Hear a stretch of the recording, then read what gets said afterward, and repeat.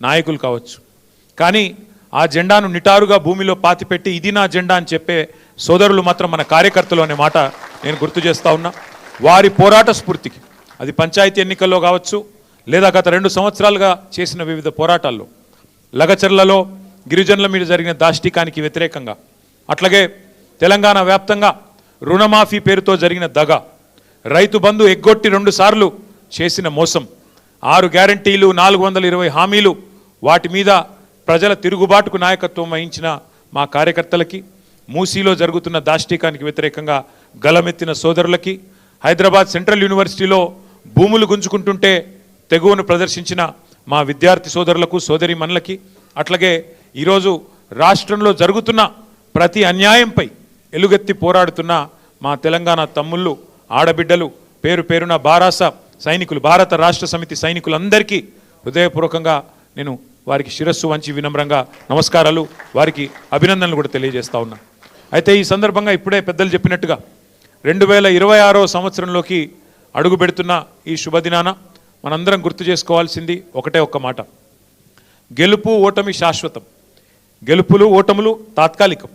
అప్పుడప్పుడు ఎదురు దెబ్బలు తాకుతూ ఉంటాయి. కానీ ఒకటి మాత్రం పక్కా, ప్రజల గుండెల్లో, తెలంగాణ ప్రజల గుండెల్లో కేసీఆర్ గారిది గులాబీ జెండా స్థానం మాత్రం శాశ్వతం అనే మాట నేను మీకు గుర్తు చేస్తా ఉన్నా. గెలుపు ఓటములతో నిమిత్తం లేకుండా, గెలుపుతో ఓటమితో సంబంధం లేకుండా మన ప్రయాణం ఇట్లే కొనసాగాలి.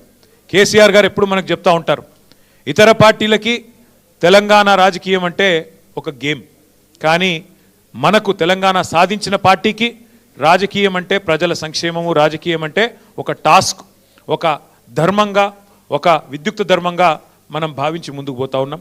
కాబట్టి ఈ ప్రయాణంలో అలుపెరుగని బాటసారులా ముందుకు నడుస్తున్న మా కార్యకర్తలందరికీ పేరు పేరున శుభాకాంక్షలు తెలియజేసుకుంటూ, ఈ సంవత్సరం, ఈ 2026 సంవత్సరం ఒకవైపు పోరాటాలని కొనసాగిస్తూనే మరొక వైపు పటిష్టమైన సంస్థాగత నిర్మాణం కూడా చేసుకోవాల్సిన అవసరం ఉంది. కాబట్టి పోరాటము, నిర్మాణము రెండింటినీ ఆలంబనగా చేసుకొని ముందుకు సాగుదాం. ఈ ప్రయాణంలో నాకైతే సంపూర్ణమైన విశ్వాసం ఉంది, మనం విజయం సాధిస్తాం. ఎందుకంటే ధర్మం మన వైపు ఉంది, న్యాయం మన వైపు ఉంది, నిజాయితీ మన వైపు ఉంది. ఇవాళ 2 పార్టీలు ఒకటై మన మీద కత్తులు దూస్తున్న సందర్భాన్ని మీరు చూస్తూ ఉన్నారు. కేంద్రము, రాష్ట్రము, ఆ రాష్ట్రంలో కేంద్రంలో ఉండే 2 పార్టీలు ఇవాళ ఒకటై, ఒక జట్టై మనను తుదముట్టించే ప్రయత్నం చేస్తున్న విషయం కూడా మీ అందరికీ అర్థమవుతానే ఉంది. అయినప్పటికీ ఎవరు ఎన్ని ఎత్తుగడలు